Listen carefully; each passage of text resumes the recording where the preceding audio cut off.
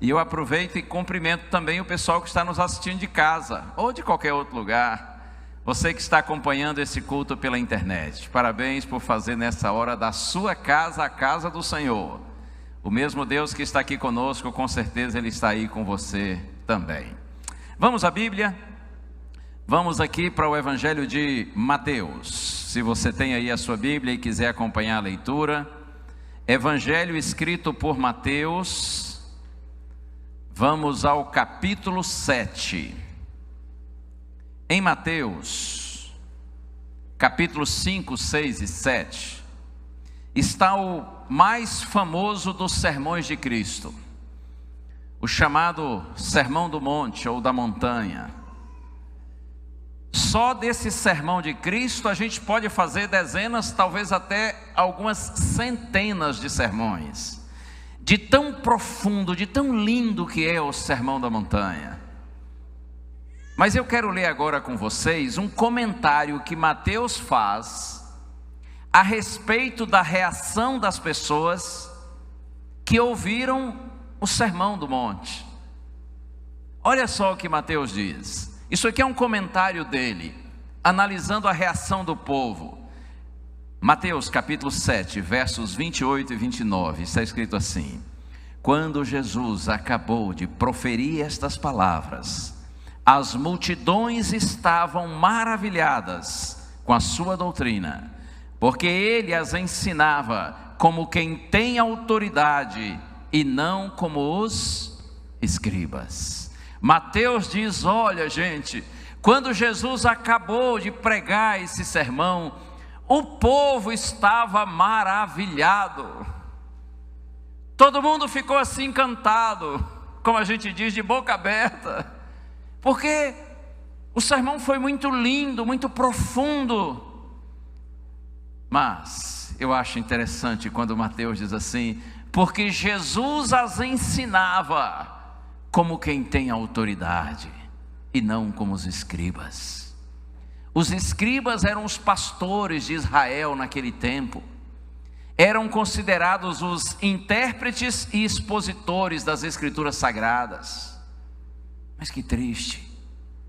Mateus diz que Jesus pregava com autoridade e não como os escribas, que pregavam, mas não tinham autoridade quando pregavam.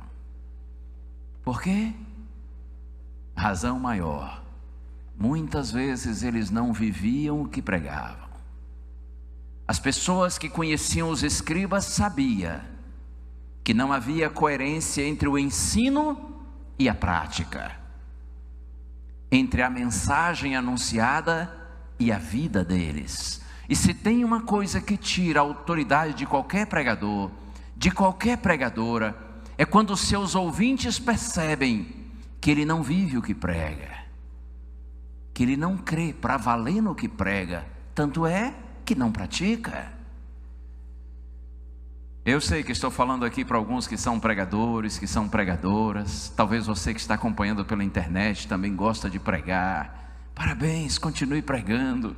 Mas olha, para ter autoridade da pregação, não basta ser fluente ao falar, não basta dominar o tema, é preciso vivê-lo. Jesus pregava com autoridade, porque as pessoas notavam que Jesus vivia o que pregava e pregava o que vivia. As pessoas notavam que as palavras de Cristo eram a verbalização verdadeira dos seus motivos, dos seus propósitos. As palavras de Cristo representavam sua própria vida, por isso Jesus pregava com autoridade. E as pessoas estavam perplexas, encantadas diante dele, não só porque as palavras eram bonitas, o raciocínio era profundo, mas porque as pessoas viam bondade em Cristo, viam pureza nele, notavam sinceridade de propósito. Oh, que lindo isso, não é? Isso me encanta. E é claro que Jesus, quando estava chegando ao final do sermão, ele percebeu que o povo estava encantado com sua pregação. Não é difícil para nenhum pregador perceber se o povo está interessado ou não, não é? Quem prega aqui sabe do que eu estou falando. Dá uma tristeza. Quando você está falando e percebe que o povo está para lá de Bagdá, o povo não está nem aí para você. Eles estão, como a gente diz, presentes só em corpo, mas não em espírito, conversando, olhando o celular, uns dormindo. Eu até me lembro uma vez de um professor de teologia confortando os alunos que se tornariam pastores, né? Ele disse assim: ó, gente, se um dia algum de vocês estiver pregando e alguém dormir, não se desespere, pode não ter nada a ver com você e nem com seu sermão. Tem gente que tem um problema crônico assim de sono, do mesmo jeito que tem insônia, tem gente que tem sono em excesso. Ele disse assim: oh, quem sabe a pessoa trabalhou, está tão exausta, mesmo assim na sua pureza e sinceridade vai à igreja, mas quando chega lá desmonta, está muito cansada. Ou então ele disse assim, eu me lembro bem, ele disse assim: quem sabe a pessoa está tomando uma medicação e que dá sono. Então, se você pregar e alguém, um dormir aqui, outro ali, não entre em pânico. Mas olha, eu sou tentado a contar uma historinha aqui, eu vou contar rapidinho. Eu acho que 2 ou 3 vezes eu contei isso em público, porque é daquele tipo de história que é difícil de acreditar, mas é verdade, eu digo diante do Senhor, como dizia a minha avó, que um raio me fulmine se eu estiver mentindo. Aconteceu, eu estava pregando numa igrejinha pequena, numa área rural, lá em Itabuna, no sul da Bahia. Eu tinha algumas igrejas na cidade e 4 na área rural. Num domingo à noite, eu fui pregar nessa igrejinha, umas 25 pessoas talvez. A igreja tinha uns 50 membros, nesse domingo à noite tinha umas 25 pessoas. Era normal começar a pregar e um dormia aqui, outro dormia ali, normal. Tinha um irmãozinho idoso que logo no começo do sermão ele jogava a cabeça para trás assim e roncava, eu pregava com fundo musical, era sério. Os menino assim da roça, acostumado a dormir cedo, eles logo se jogavam assim do lado da mãe, outro no colo, uns deitavam no banco, normal. Mas eu pregava para os sobreviventes. Um dia eu estava pregando e percebi que todo mundo estava dormindo. Esse é o absurdo da história. Todo mundo. Aí tinha uma irmã, a irmã Lourdes, que era a diretora ali da igreja, uma líder forte, sentadinha no primeiro banco. Eu olhei para a irmã Lourdes, só a irmã Lourdes estava olhando para mim. E eu tomei aquele susto quando notei, eu olhei para a irmã Lourdes e disse assim: irmã Lourdes, dá uma olhadinha para trás, todo mundo está dormindo. Mas ela continuou me olhando, eu disse: olha para a senhora ver. E sabe qual foi a reação da irmã Lourdes? Ela continuou me olhando assim. Eu falei: Senhor, não acredito. Irmã Lourdes estava dormindo de olhos abertos, é sério. É por isso que é difícil contar essa história. Tem uns aí pensando assim: pastor, está exagerando. Irmão, se eu tivesse saído de fininho, eles estariam dormindo lá até hoje. Estou exagerando agora. Se eu tivesse um celular, eu teria a prova do fato. Pena que naquela época a gente nem sabia o que era celular. Então, olha, até eu, o orador da voz da profecia, pregou e todo mundo dormiu. Se você pregar e todo mundo dormir, você não será o primeiro a pôr a igreja toda para dormir. Não se desespere não, isso pode acontecer, não é? Mas quando Jesus estava terminando o sermão, ninguém sequer piscava, estava todo mundo ligado. Aí sabe como foi que Jesus terminou o sermão? Está escrito aí, os versos anteriores. Jesus disse assim: todo aquele que ouve essas minhas palavras e as pratica, segue, obedece. Eu comparo a um homem prudente que construiu sua casa sobre a rocha. E Jesus disse assim: quando vem chuva, inundação, tempestade, ventos impetuosos e batem contra essa casa, ela permanece firme, porque foi construída sobre a rocha. Jesus disse: assim é todo aquele que ouve minhas palavras e as pratica. Com isso ele estava dizendo assim: ok, vocês estão ouvindo, vocês estão compreendendo, estou feliz por isso, mas a minha felicidade vai aumentar. Eu vou me realizar como pregador, mestre de vocês, se eu perceber que vocês vão sair daqui e viver a pregação que vocês ouviram, compreenderam, com a qual se encantaram. Jesus está fazendo aqui uma promessa. Ele está dizendo assim: ei, meu amigo, você já deu o primeiro passo, que foi ouvir, mas por favor dê o segundo passo, porque a vitória se completa quando você decide obedecer, seguir a mensagem, a verdade que você agora conhece. E olha que depois Jesus faz uma advertência. Ele diz assim: mas todo aquele que ouve estas minhas palavras e não as pratica, eu comparo a um homem que construiu sua casa sobre a areia. E aí, quando veio chuva forte, inundação, ventos impetuosos, bateram contra aquela casa e ela desabou, e foi grande a sua ruína. Assim disse Jesus: é todo aquele que ouve minha palavra e não pratica. Ele estava dizendo assim: olha, se você ficar só no primeiro passo, não será suficiente. Quando você sair daqui, do ambiente em que você está sendo abençoado com a palavra, se você ficar só ouvinte e não praticante, na hora da prova você vai fracassar. Você não terá poder para viver a mensagem que você conhece e que até aprecia. A casa, ainda que aparentemente está ok, ela é frágil, porque não tem fundamento, não tem alicerce. Irmãos, o que dá alicerce, dá fundamento à vida cristã, é quando a gente procura viver aquilo que a gente conhece. Aí a gente passa a ter experiência com Deus. Eu não estou dizendo que quem vive o que conhece tem vida fácil, não é nada disso. Até porque, sobretudo nas dificuldades, é que a nossa experiência com Deus se fortalece, é que Deus aprimora nosso caráter e santifica o seu povo. Ei, disse Jesus, dê o segundo passo, viva a mensagem que você está ouvindo e aprendendo, compreendendo.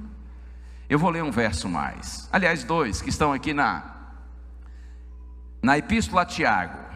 Se você tem aí na Bíblia, Epístola, obrigado pastor, Epístola de Tiago, capítulo 1, verso 22. Essas palavras aqui de Tiago são muito parecidas com as de Cristo. Ele está repercutindo o sermão de Cristo. Tiago diz assim: sejam praticantes da palavra e não somente ouvintes, enganando a vocês mesmos. Sejam praticantes da palavra e não somente ouvintes, porque quem apenas ouve e não pratica, diz Tiago, está enganando-se a si mesmo. Em outras palavras, está iludido quanto à sua real condição espiritual, porque para Deus não basta ouvir, até aplaudir, admirar e compreender. Para a bênção ser completa, para a vitória ser plena, é preciso decidir viver, obedecer, seguir as verdades bíblicas que a gente tem tido o privilégio de conhecer. Quem ouve mas não pratica, diz Tiago, está iludido, está enganando-se a si mesmo. Pensa que é cristão só porque ouve, compreende, aplaude. Não, está no meio do caminho ainda. A experiência cristã se realiza, se fortalece, se consolida quando nós decidimos ouvir nosso mestre e obedecê-lo. E esse outro verso está aqui, Tiago 1, capítulo 1, agora no verso 25. Olha só, agora vem a promessa: mas aquele que atenta bem para a lei perfeita, lei da liberdade, e nela persevera, não sendo ouvinte que logo se esquece, mas operoso praticante, esse será bem-aventurado no que realizar. Tiago diz assim: Quem só ouve e não pratica, está iludido, está se enganando. Mas aquele que atenta bem, ou seja, coloca sua atenção máxima na lei perfeita, a lei da liberdade. Claro que aqui ele está falando da lei de Deus, porque as leis humanas são imperfeitas. Toda lei reflete o próprio caráter dos seus legisladores. E ainda que o ser humano tenha boa intenção, boa vontade, é falho. Só existe uma lei que é perfeita. Tiago está falando aqui da lei de Deus. Ele diz: aquele que atenta bem na lei perfeita, a lei da liberdade, e nela persevera, não sendo ouvinte que logo esquece, ou ouvinte negligente, mas um operoso praticante. Ou seja, ouve, conhece e pratica, obedece. Aí Tiago diz assim: esse será bem-aventurado no que realizar. O que significa essa expressão bem-aventurado? O que significa?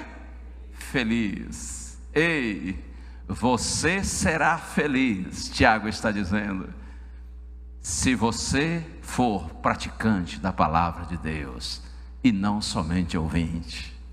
Irmãos, não existe promessa de vitória para quem só ouve, mas não pratica. No entanto, existe a certeza da vitória para os que são ouvintes e praticantes. Ainda que com nossas lutas, nossas dificuldades, quantas vezes a gente vacila, não é? Mas para Deus, mais importante do que as nossas realizações é a nossa intenção, nossa motivação. Ainda que você tenha dificuldade de obedecer, mas se Deus vê que você está lutando para fazer o seu melhor, isso está ok aos olhos de Deus.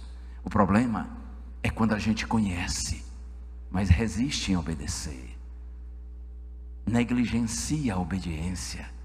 Em vez da gente estar se aproximando das verdades conhecidas, estamos cada vez mais nos afastando delas.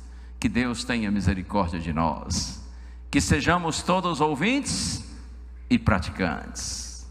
O fato de estarmos aqui já é um bom sinal, ainda mais com essa paciência de vocês de ouvirem com atenção. Não estou vendo ninguém dormindo, e se tiver, durma em paz. Cada um sabe da sua vida. Parabéns por você estar ouvindo, mas em nome de Jesus eu lhe peço, vá além disso e clame a Deus que Ele dê poder para viver, para praticar. E você vai ver que se já é bom ouvir o Evangelho, melhor ainda é vivê-lo. A experiência com Deus, repito e concluo, se consolida quando a gente vai além de ouvir e procura obedecer. Assim nós estamos construindo nossa casa sobre a rocha, e venha o vento que vier, a chuva que for, não importa. Deus promete que casa construída sobre a rocha, sobre o próprio Cristo, sobre a sua palavra, essa casa não cai, ainda que a tormenta seja grande. Louvado seja o nome do Senhor. Eu pergunto à igreja aqui reunida, os irmãos querem renovar nessa hora o propósito de serem não apenas ouvintes, mas também praticantes da palavra de Deus? Se esse é seu desejo, levante-se por favor, para nós orarmos juntos ao Senhor. E que Deus abençoe você que está nos acompanhando de casa, que o mesmo Deus que está aqui conosco está aí com você, e agora juntos vamos buscar a sua bênção. Pai querido, estamos aqui, Senhor, na tua presença, finalizando esse encontro abençoado, feliz, com o nosso coração repleto de gratidão pela certeza da tua presença aqui conosco, Senhor. Obrigado, Pai, muito obrigado, porque em tua bondade e graça vens ao nosso encontro e falas ao nosso coração. Eu peço a bênção do Senhor sobre a igreja aqui reunida, Senhor, para que todos que estamos aqui vivamos, sim, não apenas como ouvintes, mas praticantes de tua palavra, a fim de que sejamos bem-aventurados, sejamos felizes, tenhamos uma real experiência com o Senhor e uma experiência de vitória. Abençoa essa igreja, Senhor. Continua abençoando pastor Patrick, pastor Éder, pastor André, os líderes todos, voluntários aqui da igreja, todos os membros. Dá, Senhor, a essa igreja o poder para viver em santidade e ser uma luz nesse lugar. E nessa hora, Pai, com o nosso coração unido, nós te pedimos por esses que atenderam o chamado, que estão aqui à frente, Senhor, te pedindo poder para serem ouvintes e praticantes. Pai, segura a mão desses teus filhinhos, dessas tuas filhinhas, Senhor, que eles voltem para casa certos de que estão nos teus braços, e abençoados por ti, eles viverão a palavra, as mensagens que conhecem. Santifica-os na verdade, Senhor, converte o coração deles a ti, e abençoa-nos a todos com a paz do céu, a paz que excede todo entendimento. Que Deus os abençoe.